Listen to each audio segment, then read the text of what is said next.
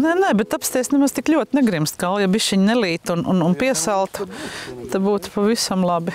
Redzi? Es domāju, ka būs labi. Būs ļoti, ļoti labi. Pasties, kādas baltās saknes jau ir, kā dod vaļā augšana. Pareizi, redz, kur saknīt. Tās ir rudens saknes, šis ir atdzīvojies augs jau. Jā, tas nozīmē, ka viņš ļoti sāk gribēties. Nu, ja nebūtu lietus, sestdienas, svētdienas soli līdz -1 pa nakti var nomēslot. Jā, pavasarim strauja daba. Vienu dienu tas pelēcīgi sabozies, dzestra lietainuma pilns, kā to dienu, kad bijām Ziemeļvidzemes pusē. Nākamajā jau saulaini silts un zeme auglīgi lāstošs, un zemniekam neatliek nekas cits, kā izpatikt pavasara draiskajai dabai, jo sensenā patiesība, ka pavasara diena gadu baro cauri laikiem ir nemainīga. Tāpēc jau šodien, salīdzinot ar 31. martā skatīto, Masalacas novada Seļu pagasta Attaugu saimnieki savos darbos ir tikuši tālu uz priekšu. Ziemā ir pabaroti, un, ja Dieviņš dos labu laiku, sējas brīdis pavisam tuvu.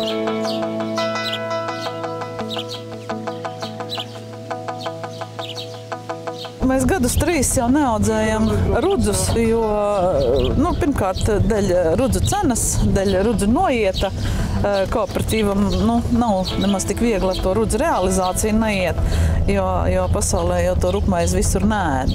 Mums ir kvieši, mums ir arī mieži. Mums tā kā šis risks arī ir sadalīts ziemāji, vasarāji. Jo pie mums, diemžēl, nevienmēr pārziemo arī kvieši. Mieži pārsvarā ir saviem lopiem, un ja ir labas ražas, tad arī notirgojam uz Valmieru. Ar Valmieru Attaugu saimniece Larisa domā Vidzemes agroekonomisko kooperatīvo sabiedrību Vaks, kurā viņa saimniecība ir kopš kooperatīvu pirmsākumiem, kad Attaugu galvenā saimniece vēl bija Larisas mamma Ņina.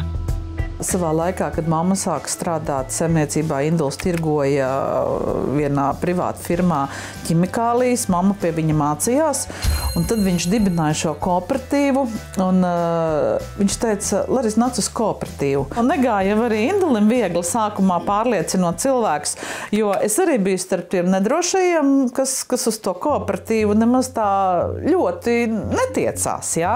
Tad, tagad šī laikā, es teicu, mums nesāk galva ne par ko. Tā ir tāda zināma drošības sajūta, kad tavi graudi tiks norealizēti, tavi graudi tiks par viņiem adekvāti samaksāts. Kopumā kooperatīvs, es domāju, kad ir ļoti, ļoti neatsverama daļa. Ja? Man nesāp galva man nav pašai minerālu mēsli jāmeklē. Ja? Es piezvanu, man noskaita tādus tu gribi. Man vajag ķīmiju, es aizbraucu, paņemu, mēs novienojamies, mēs noslēdzam līgumu, man ir rudenī pēcmaks, man nesāp galva ne par ko. Tur patiesībā šis modelis ir ārkārtīgi veiksmīgs. Man ļoti, ļoti žēl, kad ar Trikātu tā notika, jā, bet Vaks ir, es domāju, ka Latvijā tāda veida kooperatīva ir ļoti maz.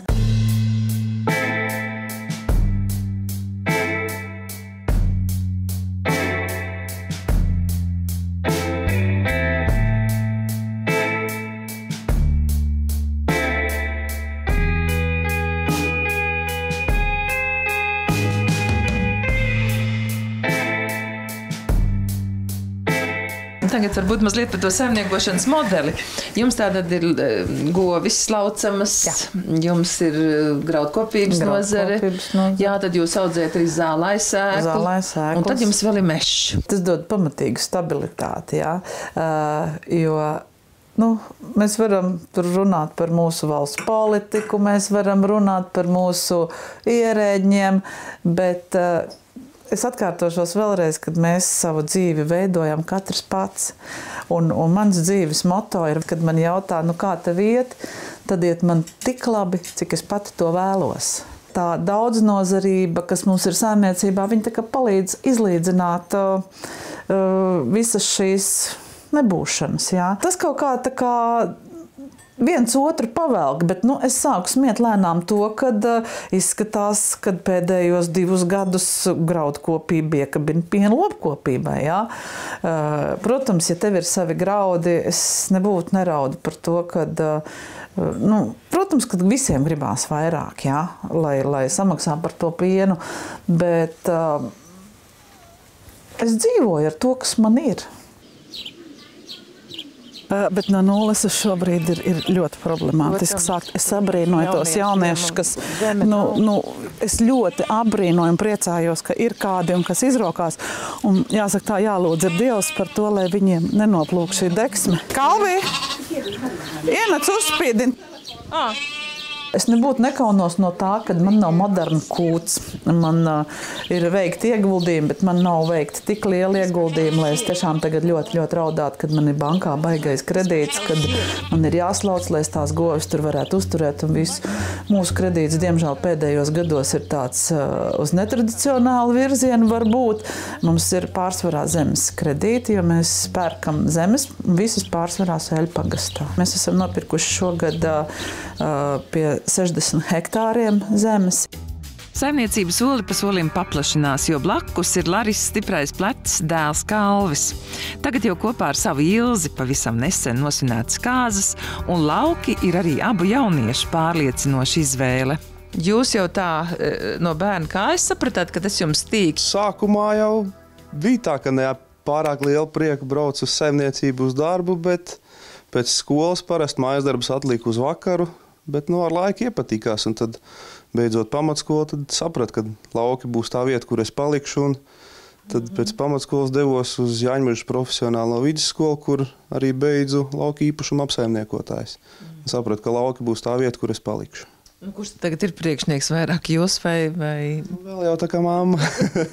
Var jau būt, ka jaunā paudze taisīs kādu savu māju. Mēs pat nopirkām vienu īpašumu. Mēs tā ļoti interesanti. Mums ir sanācis dzīvē, kad mēs esam atpirkuši jauno pirmo brešu zemnieku zemi.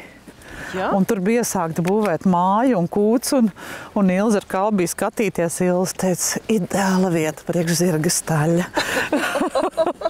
Mēs rudenī izsolē no bankas nopirkām šo īpašumu. Laižam līdz gotiņām? Jā. Aizlaižam līdz gotiņām. Tad man ir tādi gar saviem tīrumiem, kas sāku no Masoldas kolhoza robežas, un tur sākās es izlaižu šo. Prom līdz savai fermai es katru gadu nolasu pudeles. Viņas ir, bet viņas ir stipri mazāk. Tomēr, ja? Un mēs laikam bišķiņ tā kā augam tomēr. Kalvi, jūs tā kā sākat justies tāds tā kā saimnieks tomēr? Es viņam cenšos ļaut. Man kaut kā vairāk tehnikas lietas piesaista. Tā kā pa remontdarbiem un... Bet tas jau var ļoti būtiski. Saimniecības tehniskas saprat. Jā, sevišķi skatoties, kādas ir rezerves daļu cenas, tad apsveru visus par un pret, vai labāk pirkt jaunu, vai tomēr aizvest kaut kur kaut ko atjaunot, un vai tas kalpos vēl un cik ilgi kalpos. Man reizēm tracina tā viņa tā apsvēršana. Bet patiesībā Kalvs tāds apdomīgāks ir. Viņš tāds skopāks, es pat teiktu, bišķi pamanīs.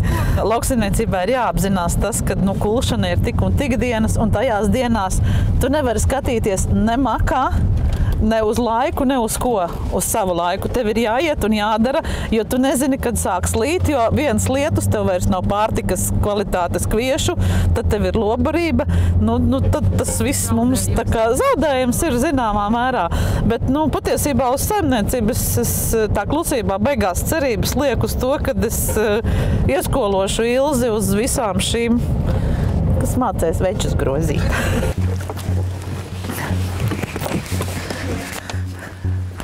Mums ir ļoti, ļoti maza kompakta kūts. Šīs ir mūsu piena devējas, kuras pieniņa doda izlaukumu un nesamazina tā kā piena cenu. Nu, vēl jau kādu laiku dzīvos. Vēl jau mēģinām. Mēs jau tā kā mēģināsim, nu tā kā baigi apsveram, vai taisam skābarību vai nē, bet nu vairāk jau tā kā jā. Nu, gaļas buļļus bišķiņi sākam sēklot, bet nu patiesībā tā jau arī nav izēja. Šobrīd tāda nogaidoša. Tāda nogaidoša tā situācija, bet tas nenozīmē, ka mēs 100% sēklojam tikai ar gaļas un tā būs tikai gaļa, ko mēs darīsim. Būs labi, ticiet man, būs labi.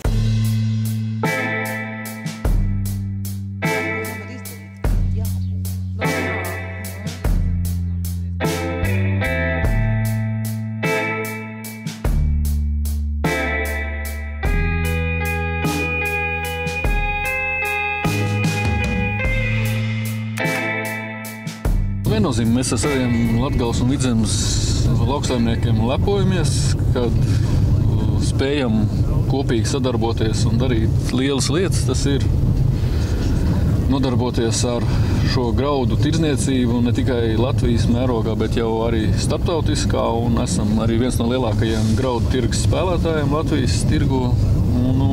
Tas nenotiek vienu gadu, bet tas notiek jau ilgstoši. Tā kā prieks un mums uzticās.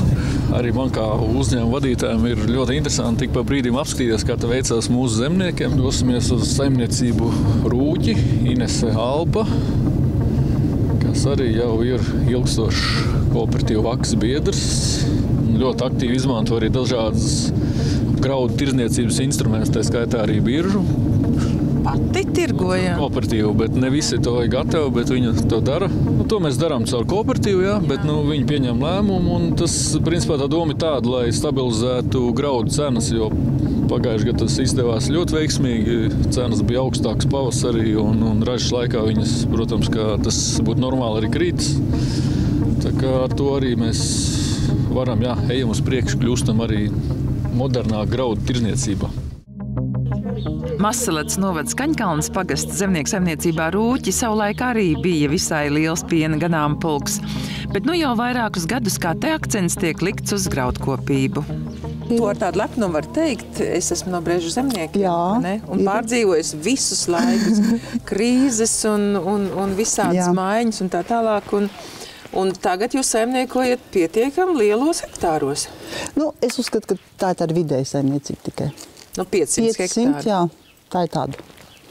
Nu, tāda. Nav galīgi maza, bet tāda vidēja. Bet dzīvošanai, izdzīvošanai, turībai pietiek? Jā, man pietiek. Laikam jau cilvēkam ir Es vairāk arī nemaz negribu. Man vajag arī dzīvot. Mēs esam sagaidījuši jaunu pavasari jūsu mājās. Kāds tas ir uz laukiem skatoties? Nu, visai cerīgs sniegs vēl ir, bet kūst. Mums ir tā doma rīt parīt jāsēj slāpeklis būt tā kā, ja mazliet piesals. Kurš visu laiku prāts nemierīgs, graudus kodinam jau un visu kaut ko. Kurš sēs? Jā. Ir, tūlīt būs strādnieks, pašlaik guļ līdz pusdienai lietas līst. Bet jūs sacījāt, ka arī Agnese. Tad, kad ir sastrēgums, mums ir tikai 2 strādnieki. Tad, kad viens ir uz miglotāju, viens sēj un vajag vēl pa priekšu sēt minerālu mēslus, tad Agnese man iekrauja frontālo, viņa sveicas labāk. Es sēžos uz minerāļu sējumā un sējam. Nu, redzat, ārkārtīgi labs tandēms. Jā, tad vēl kultivēt, man patīk arī kultivēt zemi. Arī ārtes māku, bet man ātri apnīk. Bet es to daru prieka pēc 4 stundas dienā, tad es vairs nevaru nosēdēt traktoru, man paliek garlaicīgi. Un nav grūti? Nē, nu tas ir vieglāk ar vieglo mašīnu braukt taču. Ar vienu pirkstiņu pusēsmītas. Tas jau nav grūti. Kooperatīvs, viņš dod tādu drošības sajūtu. Un viņš ir ļoti vajadzīgs tādiem vidējiem zemniekiem, tādiem kā mums, kam ir 500 hektāru un mazāk. Tie, kam ir daudz, viņi var uzcelt lielus, man neatmaksājas celt lielus graudu glabātuves un fraktēt kuģus un nezinu, ko tam līdzīgi. Mēs to individuāli nevaram. Līdz ar to tas kooperatīvs mums ir ļoti vajadzīgs. Un arī daudzi, man vienkārši drusciņi tā kā sāpina, ka daudzi zemnieki, viņi neuztver kooperatīvu kā kaut ko, kā viņi ir saistīti, ka tas ir viņu. Ka viņi paši ir tas kooperatīvs. Viņi tā. Domāju, ka tas tāds kaut kāds atsevišķs organisms vai firma, kam viņi nodod graudus. Interesētība arī iesaistīties kooperatīvu dzīvē, padomāt, ko mēs tur varētu uzlabot. Mums jau pagājušo rudeni Induls te rīkoja tādu kā kā viņš tur tās nosauc, trakā, brainstorm, jā. Tad sapulcējās visi, kam ir kaut kāda interese, un tad tur izsaka savas trakās idejas. Un tad tur atsijā kaut kas varbūt arī der.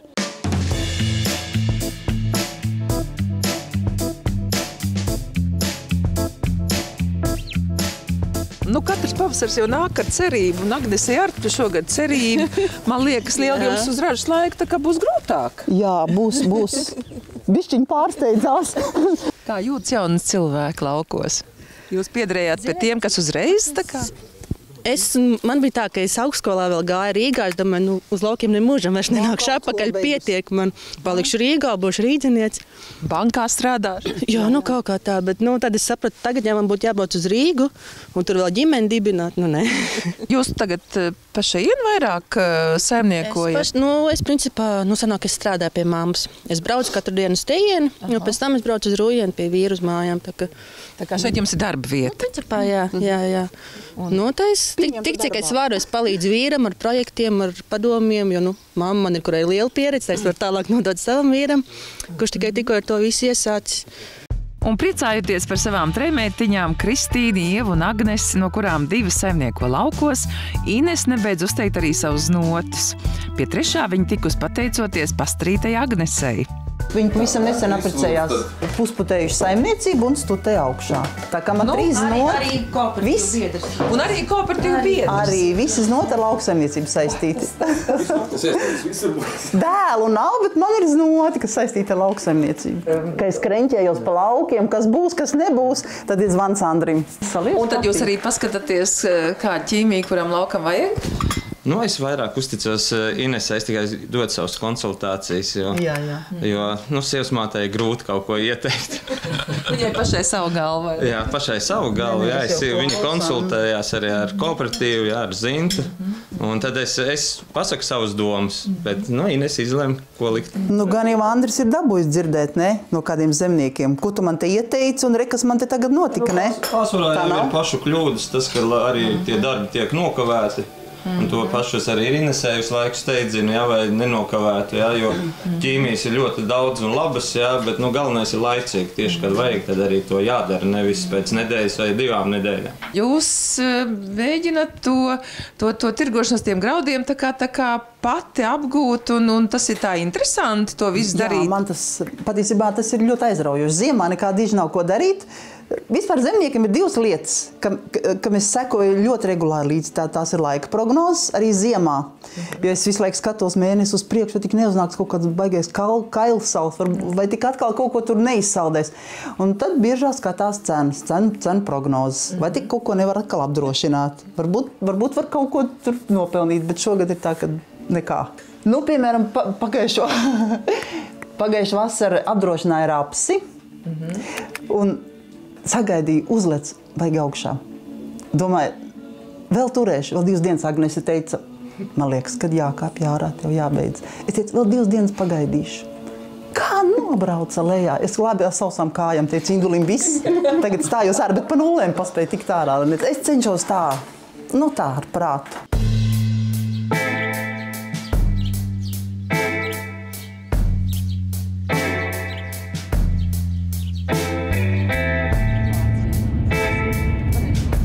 Ir tāpat graudu tirgu dažādas izmaiņas un tāpat ietekmes, un ar tām arī ir laikam jārēķinās, jo nekur jau nav tāds līdzsvars, ka nekas nemainīt.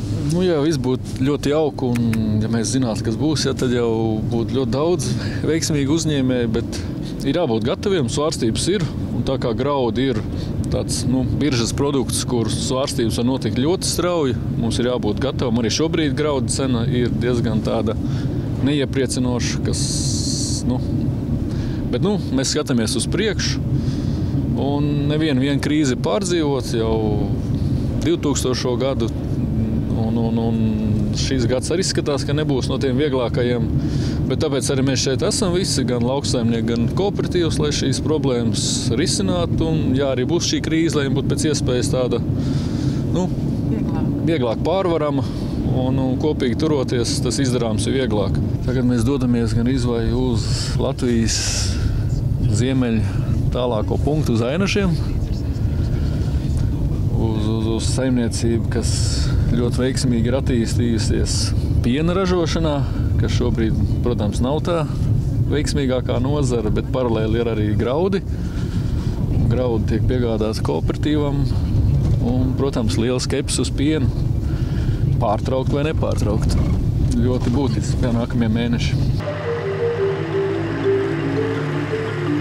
Un kāda patīkama sagadīšanās izrādījās, ka Salacgrīvas novada zemnieku saimniecībā Robežnieki saimnieko mūsu pirms brīža satiktās uzņēmīgās Ineses Alpas meita Ieva Alpa Eizenberga kopā ar savu vīru Sandri.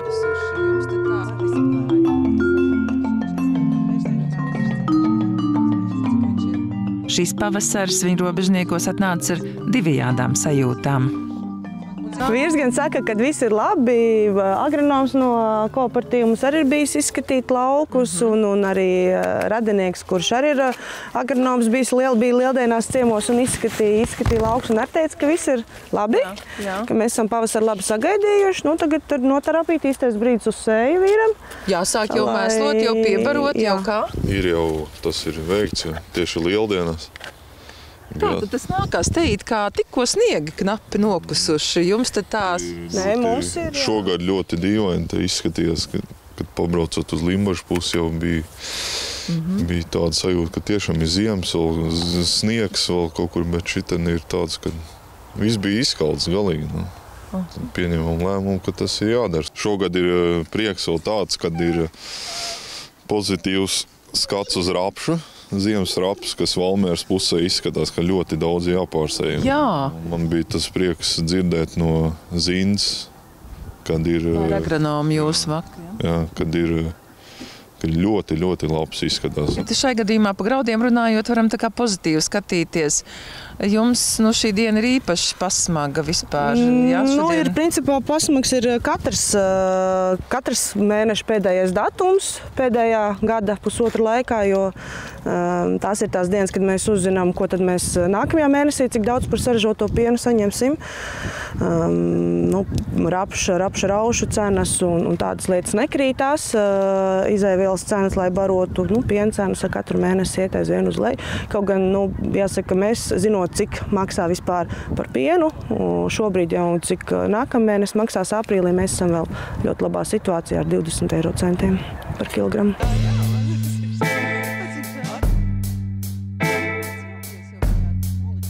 Pusotru gadu zem pašizmaksas strādājam. Pagājušajā gadā mēs to spējām kompensēt ar lielo graudu ražu un samērā normālajām graudu cenām.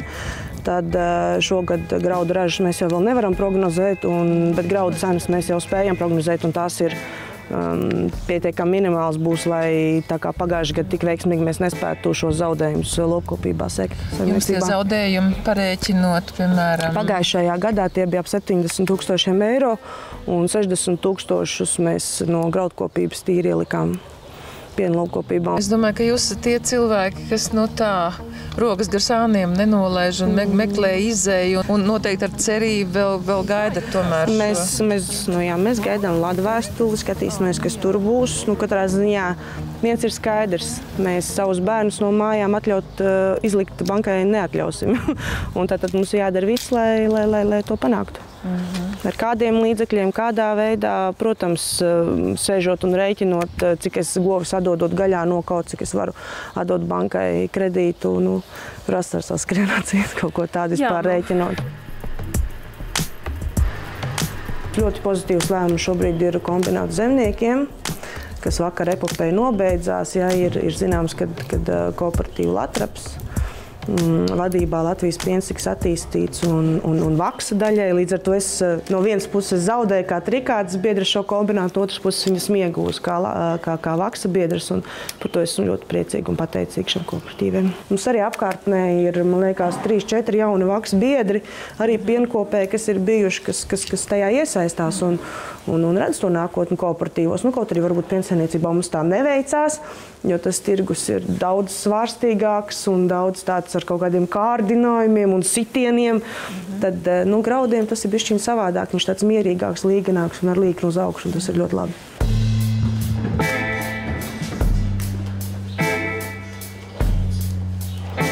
Pēc būtības jau Latvijai būtu prātīgi ražot pienu. Jā. Mums tie apstākļi ir absolūti piemēroti. Tikai, protams, jā, mums trūkst tirgus.